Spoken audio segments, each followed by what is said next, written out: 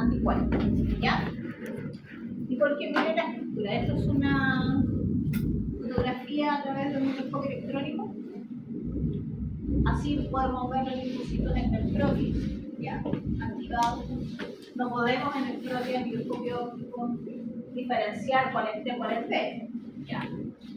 Pero si lo vemos acá, en esta fotografía electrónica, podemos ver que tienen un gran núcleo excéntrico con estructuras de cromatina alojadas como rueda de carreta, ¿ya? Y un amplio retículo endotelial, ¿ya? Muy abundante, ¿ya? Aproximadamente 2/3 de las proteínas que fabrica el linfocito B corresponden a anticuerpos, ¿ya? Ulrich, a inicios del siglo XX, finales del XIX más o menos, fue cuando la primera clase la van a ver, ustedes la pueden revisar. Hay una línea del tiempo de los descubrimientos, el desarrollo de la inmunología. Muchos de ellos han terminado en premios Nobel. Por eso es muy importante siempre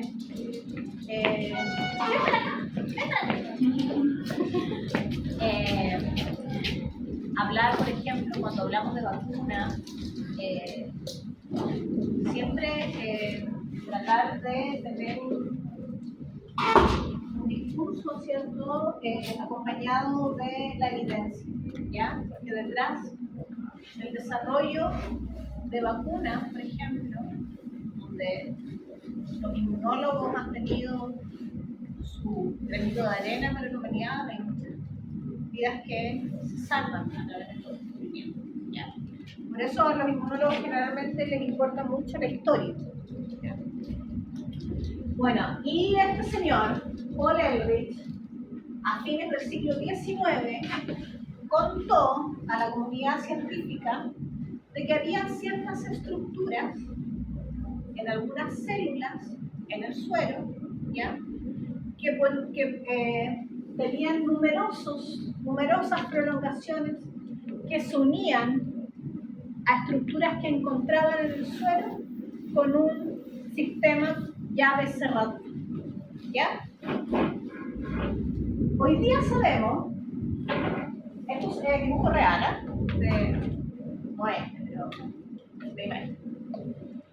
Hoy día sabemos que la cantidad de prolongaciones en receptores no es tal, que es bastante limitado, pero el concepto de llave-cerradura se mantiene hasta el día de hoy.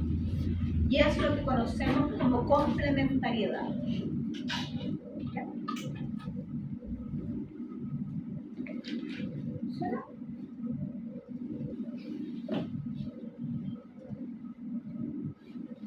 Pero eso no funciona, funciona solo el...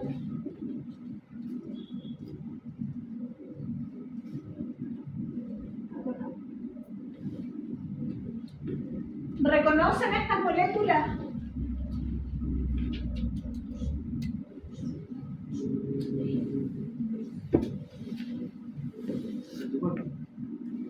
¿Todas? ¿Sí o no? El receptor y pasó a ser un anticuerpo. Todas estas moléculas hemos estado hablando hoy día de ellas. Tenemos la inmunoglobulina, tipo IgM, tenemos un receptor de linfocitos T, tenemos un complejo principal de histocompatibilidad de tipo 2, de tipo 1, UCA28, que acabamos de ver al principio de la clase como una molécula coestimuladora, famoso CD8, CD4, un receptor de la porción FC, etc. Son proteínas que pertenecen a la superfamilia de las inmunoglobulinas, se lo escribí delante. Es es una superfamilia de proteínas. La mayoría, no todas, de estas proteínas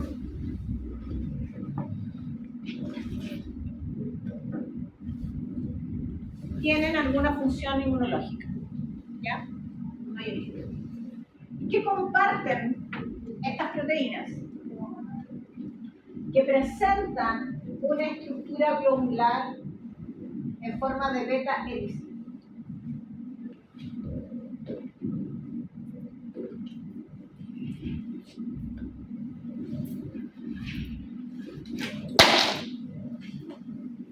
Soy muy buena con el dibujo, pero esto debiera ser como esto, ¿ya? Beta hélice, plegadas en beta hélice. Y cada pliegue, cada porción se denomina dominio globular, ¿ya? Por lo tanto, todas estas proteínas que tienen estos dominios globulares son miembros de esta superfamilia de las inmunoglobulinas. Y ahí tenemos los anticuerpos, el CD28, el MHC, etcétera, etcétera, CD4, CD8. Tienen una porción transmembrana, citoplasmática y una que sale al exterior, ¿ya? Todas tienen una porción de reconocimiento o de unión a un ligando.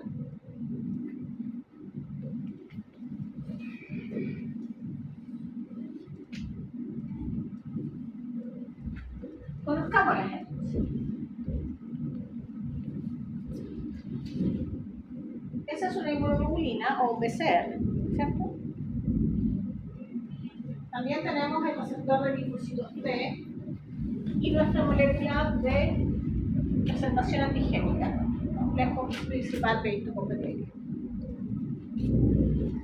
Estas tres moléculas presentan un sitio de unión al antígeno. Pónganme atención aquí, que de esto vamos a hablar hasta el final. La molécula de inmunoglobulina o anticuerpo presenta dos sitios de unión al antígeno, ¿ya? Que se unen a este por un sistema de complementariedad, como lo decía Polémicos. El receptor de linfocitos T también. Y la molécula principal de histocompatibilidad también, pero acá tiene un sistema de unión de alojamiento, de hendidura, ¿ya? No de complementariedad. La naturaleza del antígeno que pueda unir a estos receptores, en el caso de la inmunoglobulina, es muy variado, ¿ya? Reconoce péptidos, ¿cierto?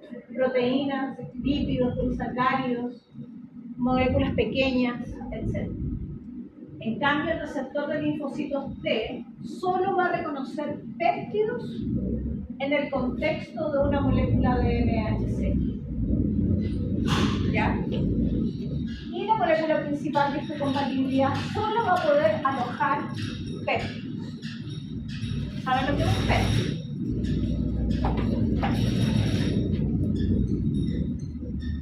Es un péptido. ¿La inmunoglobulina comporta de 2 TCM? No. Tiene dos sitios de unión al antígeno. ¿Qué es un péptido? Un trozo de proteína. ¿Ya?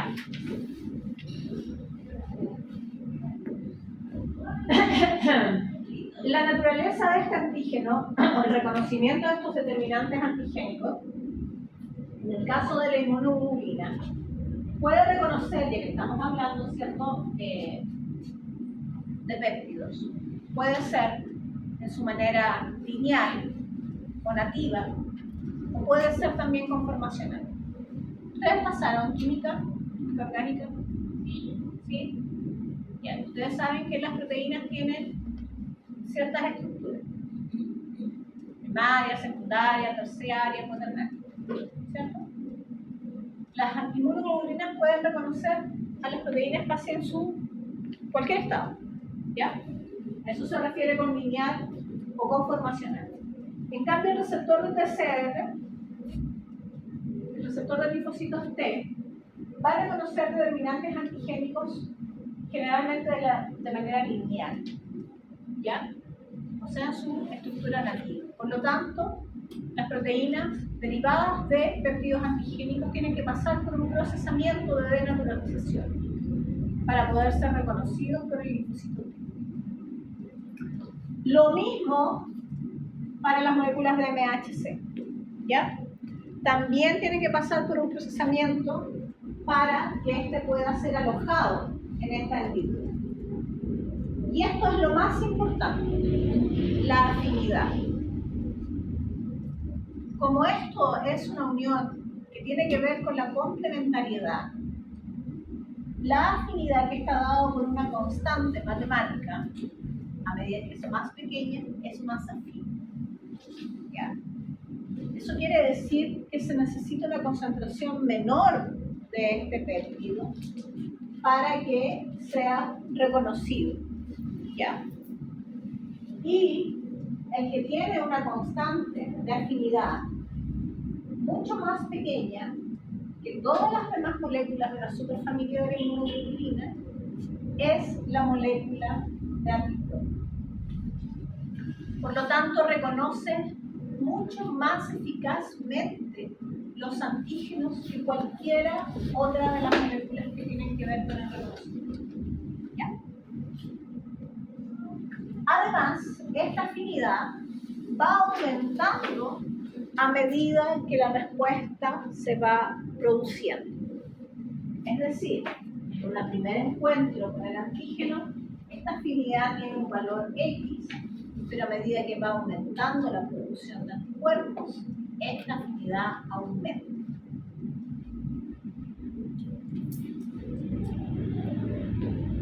¿Aumenta la afinidad? Sí, aumenta la Mientras más afinidad. pequeña, Mientras más pequeña es más afín, porque es menos la concentración que necesita para pero nosotros reconocer. tenemos más afinidad. Más bien. Y los otros tipos ¿Qué es lo otro? tienen mayor. Lo último que Va aumentando la afinidad, se va haciendo una constante más pequeña. Es inversamente proporcional. Proporcional.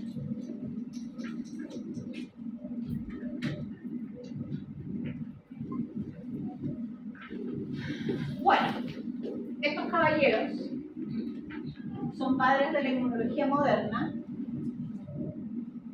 nobeles de fisiología y de medicina. Descubrieron por qué el linfocito B tenía la capacidad de producir estos anticuerpos que tienen esta alta afinidad. Susumu Tonegawa descubrió que los genes que tienen que ver con la producción de anticuerpos, o sea, genes productores de cadenas polipeptídicas que forman parte de una molécula de globulina, se encuentran separados entre sí en la línea germinal, hacia arriba. Pero a medida de que el linfocito madura y se activa, todo este desarrollo del linfocito B, se produce un acercamiento de estos genes involucrados en la producción de inmunoglobulina. Y eso pasa en el linfocito B y solo en el linfocito B. ¿Ya? Todos heredamos los genes que tienen que ver con la producción de anticuerpos. Lo heredamos de nuestros padres. Pero cómo los acercamos y cómo los alineamos para la producción de esto es individual de cada hospedador, de cada individuo, y va a ser dependiente del contacto con la variedad antígena que tenga. ¿Ya? Mis anticuerpos, yo tengo la misma posibilidad de formarlos que ustedes, pero mis anticuerpos van a ser distintos a los de cada uno de ustedes y los de ustedes son diferentes entre ustedes también. ¿Ya? Y eso va a ir de la mano de donde yo tenga contacto con cuáles son mis antígenos. Y es así como los de nosotros son muy distintos a los de los argentinos y de los argentinos y de los europeos, ¿ya? Independiente que heredemos la misma tipología de gen. Existe una regla en biología molecular que es un gen, una proteína, pero acá no se cumple. Y eso es otra de las condiciones que estos investigadores descubrieron, ¿ya?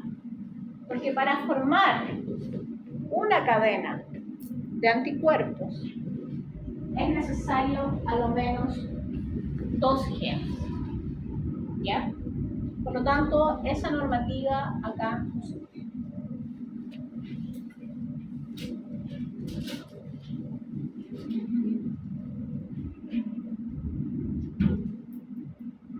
¿Qué dije?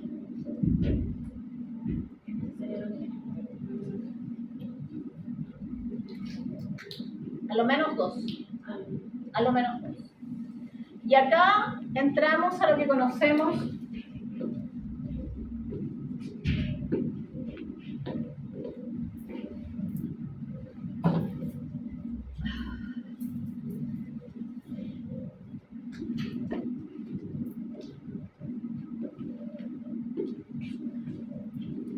como recombinación de DJ.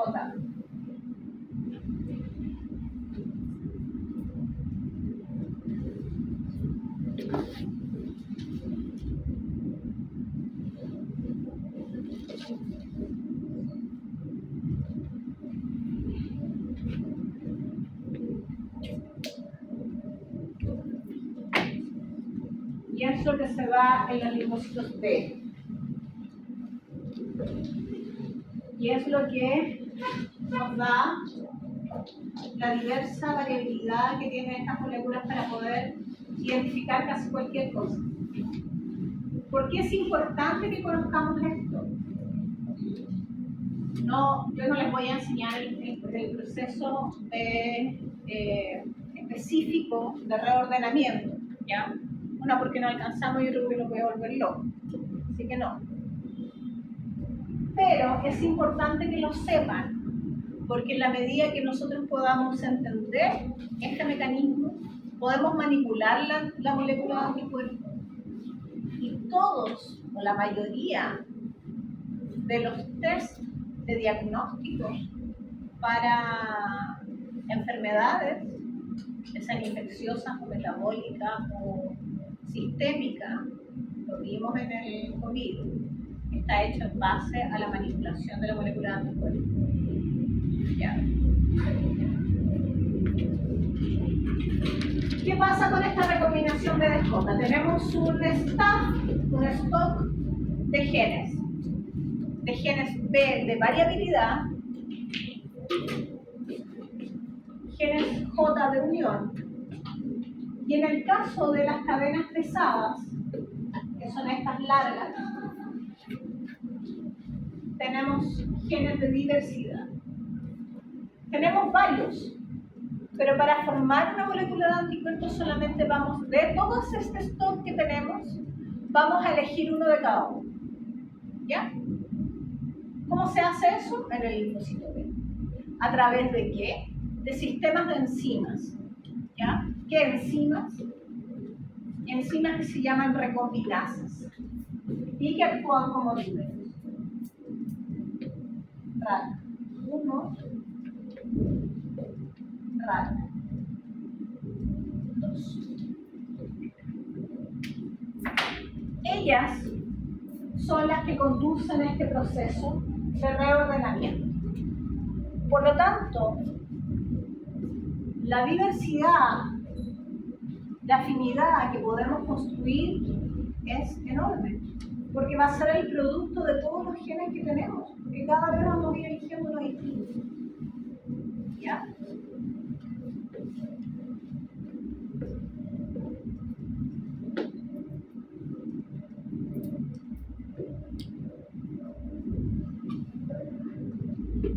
Esto tiene varios pasos, ¿ya? solamente se los voy a mostrar. Tenemos un ADN de la línea germinal. Se provoca un reordenamiento, una elección que se va a dar en cierto sentido y que tiene ciertas reglas, ¿ya? Reglas que no las vamos a hablar hoy. Pero en una primera parte hay una sinapsis que es un acercamiento para la elección de estos genes. En el caso de las cadenas livianas es un gen B más un gen J unido a un gen constante que nos va a dar el tipo de anticuerpo. En el caso de las cadenas pesadas es un gen B de variabilidad con un gen J de unión más un gen de diversidad. ¿Ya? Básicamente. Todo esto se va a reordenar a través de estas enzimas, ¿ya? Donde se va a cortar lo que no sirve, se va a escindir y se va a reordenar un nuevo ARN mensajero listo para ser traducido y transformado en una molécula de anticuerpos, ¿ya? Por eso es que los anticuerpos tienen una diversidad tan alta. Estructuralmente, tenemos que esta molécula de anticuerpos, si uno la parte por la mitad, es simétrica. Un lado es igual al otro, exactamente igual. Si esta molécula de anticuerpos, como lo hicieron estos investigadores, lo pasan a un proceso de digestión controlada con diferentes enzimas de digestión, van a obtener diferentes trozos de esta molécula. ¿Y por qué es importante este experimento? Porque gracias a esto se pudieron dar cuenta que la porción que tiene que ver con el reconocimiento antigénico está separada espacialmente con la que tiene que ver con la función biológica, o sea, traducción de señales. Eran dos pesadas y no ligeras. Dos livianas y dos ligeras. Dos pesadas, livianas. Quieras llamar. No voy a ¿Eso es como lo importante de esto? ¿O qué más No, sería lo como importante de eso es que la porción que tiene que ver con el reconocimiento antigénico, que está acá arriba, que está compuesto por los dominios globulares variables, está separada espacialmente de esta porción FC, que hemos hablado tanto, que los receptores de ciertas células la reconocen para activarse, para fagocitar, etc. Están separadas unas de otras. Y si nosotros rompemos esta molécula, en este sentido, ella puede mantener su capacidad de reconocimiento antigénico, aunque no tenga su porción FC. ¿Ya? Entonces, ¿qué hablamos al principio? Que esta molécula, que pertenece a la superfamilia de las inmunoglobulinas, que tiene estos dominios globulares, ya acá está de forma esquemática, pero esos son los dominios globulares, tiene una porción externa, ¿cierto?, que va a reconocer antígenos, que es muy variada, porque lo vimos como ellos reorganizaban sus genes, ¿ya? Pero además, la porción que tiene que ver con la función biológica está separada de la del reconocimiento, ¿ya? La estructura de la inmunoglobulina es simétrica. Si yo la parto por la mitad, este lado es igual a este otro lado. Presenta dos cadenas pesadas, idénticas entre ellas, y dos cadenas livianas, que también lo son, idénticas. Una molécula de anticuerpo IgG tipo, como la que está esquematizada en la diapositiva, presenta dos sitios de unión al antígeno. Ni 4, ni 8, ni 12, ni 1. Dos sitios de unión. Y estos sitios de unión al antígeno están conformados por un dominio variable de la cadena pesada y un dominio variable de la cadena liviana. El otro punto de unión está formado por un dominio variable de la cadena pesada y un dominio variable de la cadena liviana. Se forman verdaderos bolsillos donde se aloja un péptido antigénico. ¿Ya? Además, esta molécula de anticuerpo presenta una zona de bisagra, ¿ya?, que separa ambas porciones del inmunotúbulo. Y esta porción de bisagra le da la capacidad de poder unirse a dos porciones antigénicas separadas espacialmente. ¿Para qué puede servir esto? Por ejemplo, para poder activar complementos. ¿Qué dijimos en la activación del complemento por anticuerpo? Que necesitábamos una molécula IgM que es pentamérica o a lo menos dos IgG. Gracias a esta capacidad que tiene la molécula de anticuerpo de abrirse y de poder unirse a dos entidades antigénicas separadas espacialmente, pueden, por ejemplo, activar complementos. Presenta una porción FC conformada por 3 o más dominios variables, o sea, constantes, perdón, de la cadena pesada, ¿ya? De ambas cadenas pesadas. Pueden haber más, pueden ser 2, 3, etc. Y la porción que está por sobre la zona de bisagra presenta dominios variables y un dominio constante. ¿Ya? El bolsillo en el cual se aloja el antígeno, además, presenta 3 porciones más variables que el resto de la molécula del dominio variable. ¿Y variable en qué? En los aminoácidos que la componen. ¿Para qué serviría esta variabilidad? ¿De qué sirve que tenga estos puntos más variables que el resto? ¿Y por qué no es enteramente variable al azar? Solamente 3 puntos. Eso es lo que... ¿Cómo?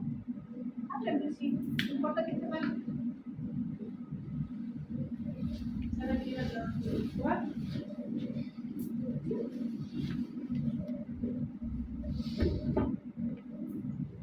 Las zonas de unión al antígeno se encuentran en los dominios variables de la molécula, ¿ya?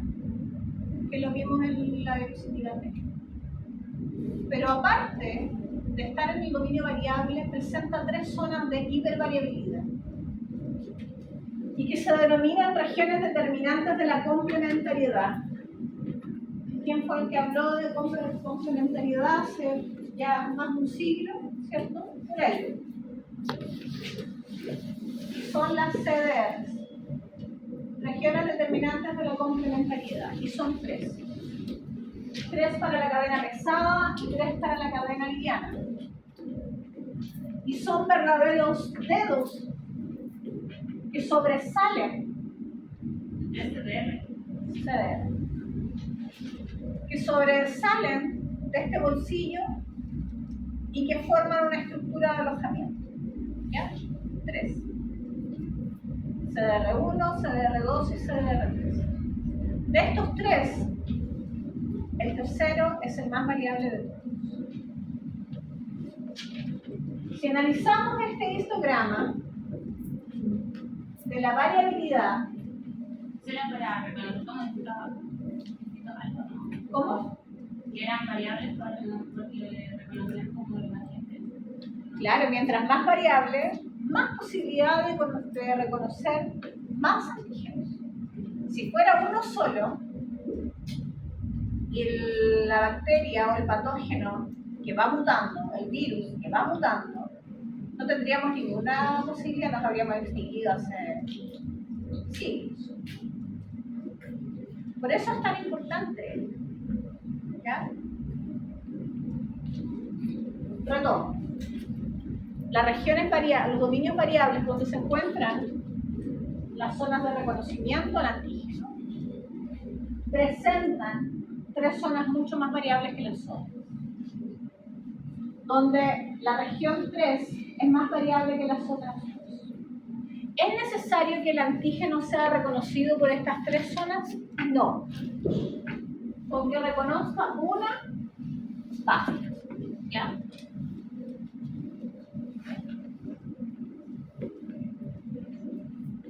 Estos histogramas tienen que ver con la variabilidad de los aminoácidos que lo componen.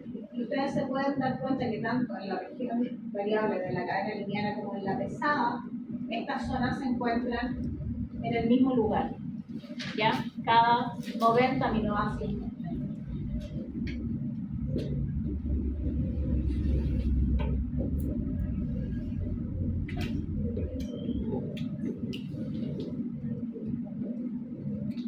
Concepto de especificidad, ¿ya?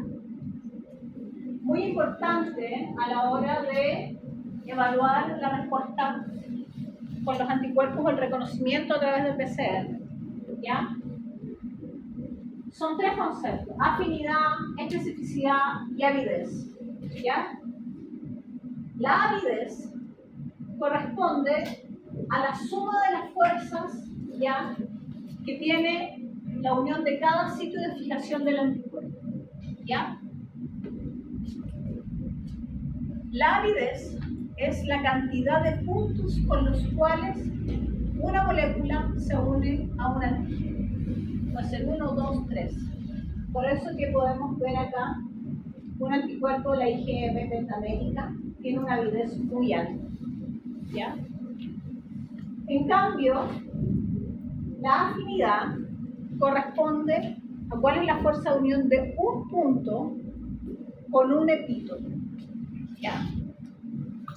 Un paratope del anticuerpo con un epítope del antígeno.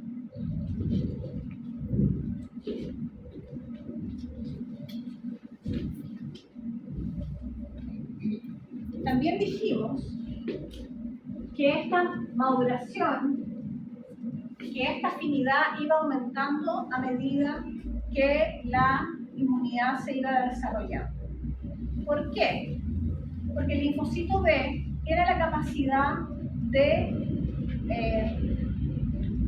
colocar hipermutaciones puntuales en este reordenamiento de estos genes a medida que la respuesta inmune se va desarrollando. En una primera instancia vamos a tener anticuerpos con una baja afinidad, pero en los reconocimientos sucesivos del patógeno, a través de una enzima que se llama desaminasa inducida por la activación AI, va a introducir ciertas mutaciones que en este caso son favorables para el individuo. No son mutaciones patológicas como en el cáncer, son mutaciones necesarias, organizadas por esta enzima. Va a ir aumentando la afinidad de los anticuerpos que se van liberando, ¿ya? Este es otro mecanismo por lo cual la afinidad va aumentando con respecto al antígeno. Y la respuesta inmune se va haciendo más eficiente. Mientras más pequeña, más desarrollada. ¿Sí? Más. ¿Pero te refieres a la constante de afinidad? Eso es un valor. Mientras más chico el valor, más afinidad. Porque necesitas menos concentración de antígeno y de anticuerpos para activar un linfocito. Pero mientras menos el valor está más desarrollado. Sí, es inversamente proporcional. Pero eso es una constante, ¿ya? Es una constante de afinidad. Es un valor matemático. Pero esto se refiere a mutaciones puntuales que se van haciendo a medida que la respuesta humoral se va desarrollando.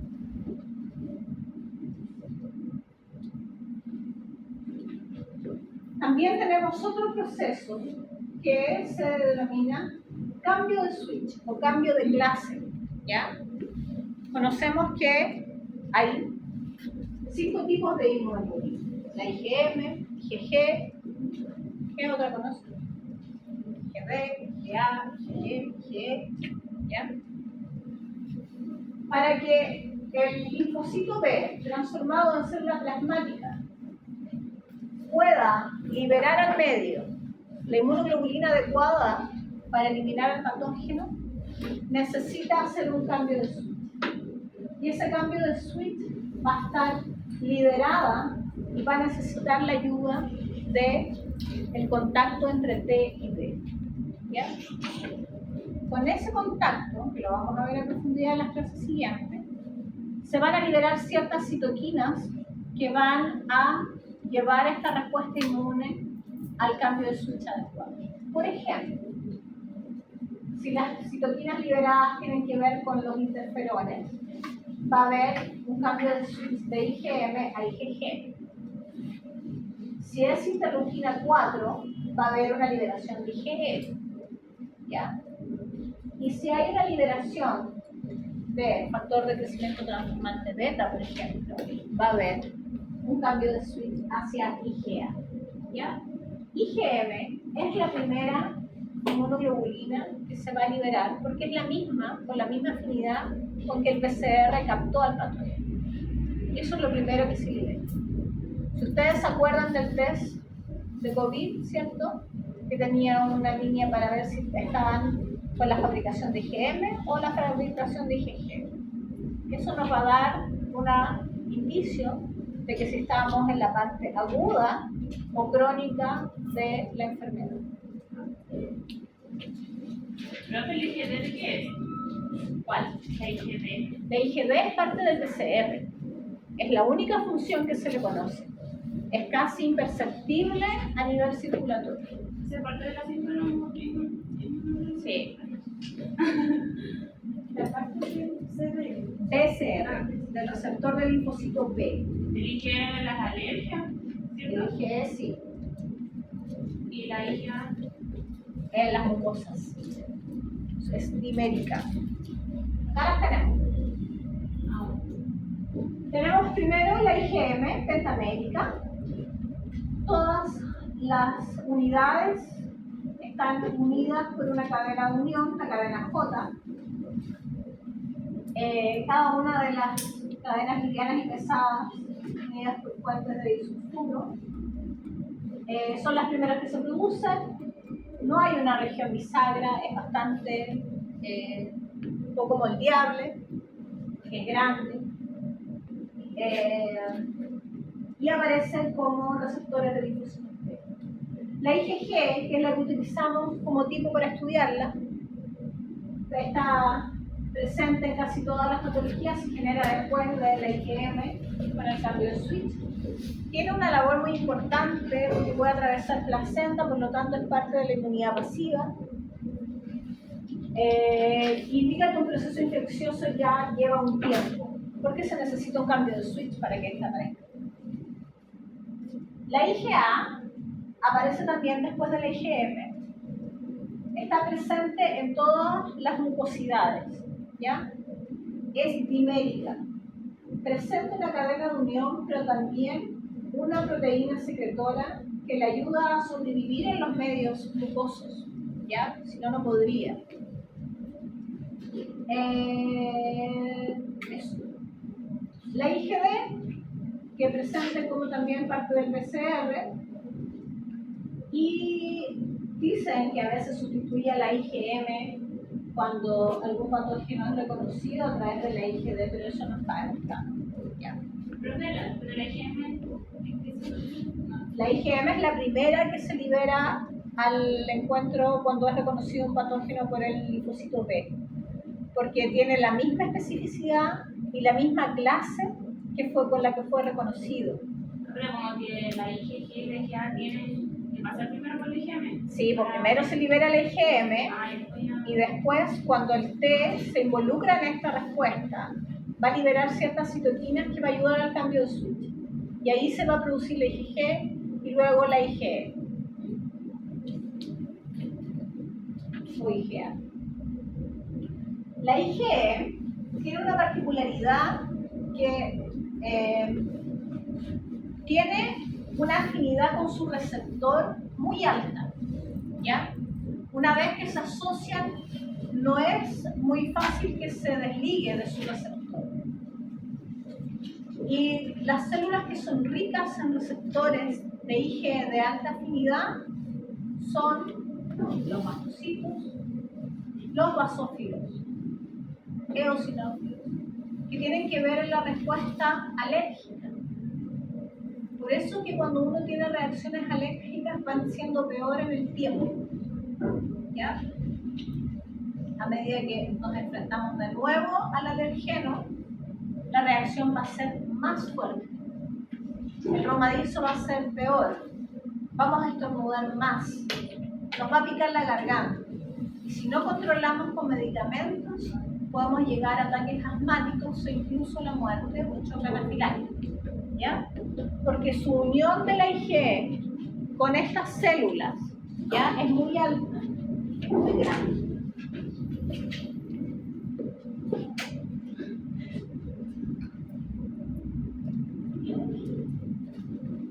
Ya, estos son los nombres.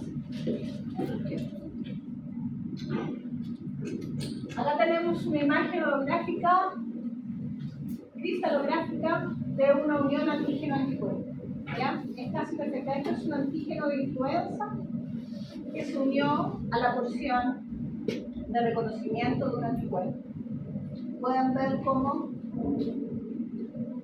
se acerca esto. Son prácticamente de llave cerradura.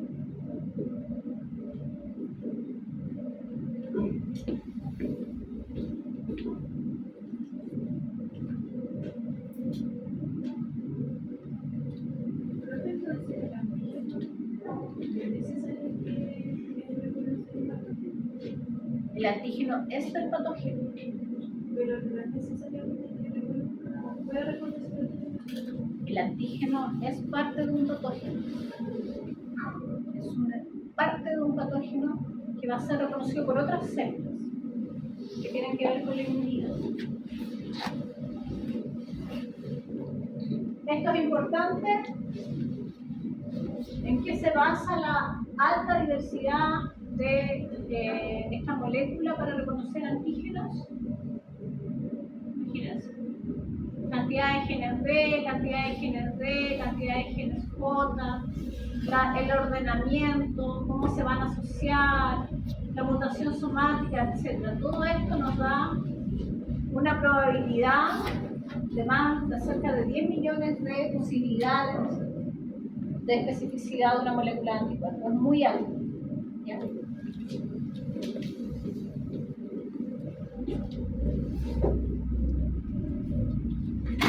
Ya, chicos, descansemos, test, preguntas y ya no los bombardeo más. ¿No? ¿Parece o no? Sí.